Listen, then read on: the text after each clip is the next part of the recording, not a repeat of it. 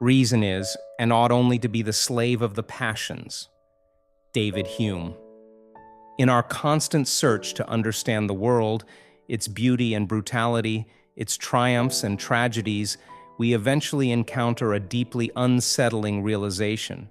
Human beings are not as rational as we think. We like to believe that our beliefs are the result of deliberate logical reflection, but in truth, they're often born from something much deeper: instinct, emotion, desire, fear.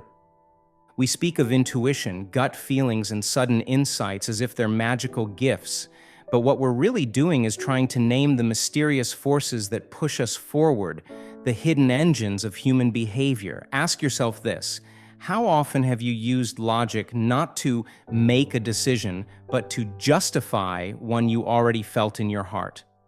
Anyone seeking to build a better society and to improve the human condition must grapple with two difficult truths first articulated by the philosopher David Hume: that emotion, not logic, underpins most human beliefs, and that reason alone is rarely enough to change them. This idea, radical in its time and still uncomfortable today, begs a personal question. Are our own convictions entirely rational? Most of us like to think so, but if we dare to be honest, we must admit that our minds are often led by emotions, then cleaned up afterward by rational explanations. Civilization itself is shaped by these invisible emotional currents we barely understand. David Hume was no ordinary thinker. Born into a once wealthy noble family, he entered university at the astonishing age of 12, initially studying law to satisfy familial expectations. But law could not hold his attention. Hume soon abandoned it in favor of what he called philosophy and general learning. He immersed himself in study, pushing his mind to exhaustion. His relentless pursuit of intellectual transformation took a toll.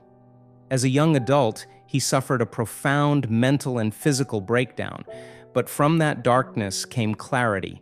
Julian Baggini, one of Hume's most insightful biographers, explains that this period of depression gave birth to a critical shift in Hume's thinking, a quiet but powerful awakening. In The Great Guide, Baggini recounts how Hume began to step back from his obsessive study habits. He made time for leisure, for laughter, for life itself. This newfound balance shaped his mature philosophy. During this time, Hume dove deep into the wisdom of ancient thinkers, especially the Stoics, who taught that we should detach ourselves from intense emotions and focus on cultivating virtue through reason. The Stoics believed that everything outside our control, wealth, health, social status, even family, is ultimately insignificant. Only virtue matters, and virtue comes from clear, rational thinking. Emotional passions, they taught, must be subdued to achieve apatheia, a tranquil state of inner peace. Hume tried this path. He meditated on death, on disease, on the instability of life. But in doing so, he discovered something the Stoics had missed. The attempt to conquer emotion through pure reason felt unnatural and limiting. Rather than bending human nature to fit philosophy, Hume chose to bend philosophy to fit human nature. For Hume, the issue wasn't that emotions exist, it was that we misunderstand them. To deny emotion in the name of reason was to deny a vital part of ourselves. True philosophical understanding, Hume believed, begins with embracing the emotional foundation of human life. He wrote, "The reflections of philosophy are too subtle and distant to take place in common life or eradicate any affection. The air is too fine to breathe in, where it is above the winds and clouds of the atmosphere." In other words, philosophical ideas must remain grounded. Abstract reasoning that floats too far from human experience becomes irrelevant, even dangerous. His most famous assertion, that reason is a slave to the passions, is often misunderstood. He wasn't saying emotions defeat reason as if the two were in conflict.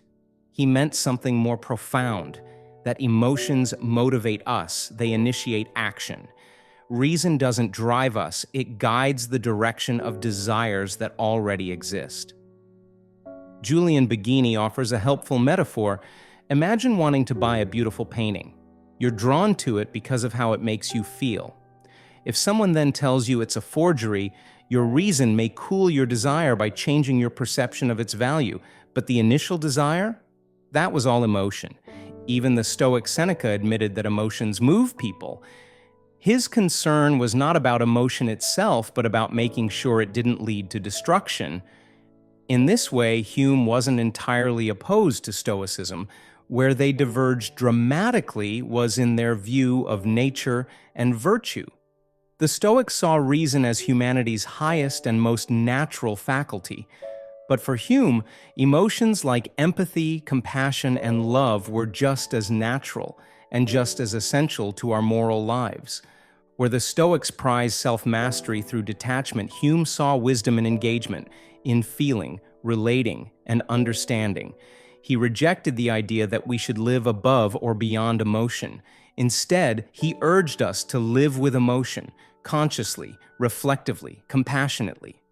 Throughout his life, Hume remained skeptical, but not cynical. His brand of skepticism wasn't about denial or despair. It was about openness. It was about holding ideas lightly and testing them honestly. This attitude allowed him to question fundamental assumptions about religion, ethics, science, and society.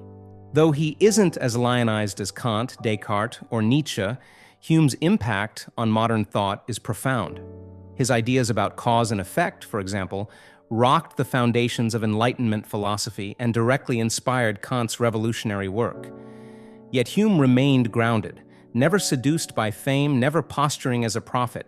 He wasn't a martyr, a mystic, or a recluse. He lived well, loved freely, and was admired in his own time. In many ways, he was the opposite of the tortured genius, and perhaps that's why he's so rarely romanticized. But for those who truly seek wisdom, his life offers a richer, more sustainable kind of inspiration. David Hume's legacy is not just in what he thought, but in how he thought and how he lived. He taught that to live well, we must understand ourselves honestly, that to understand ourselves, we must recognize the emotional foundations of our beliefs.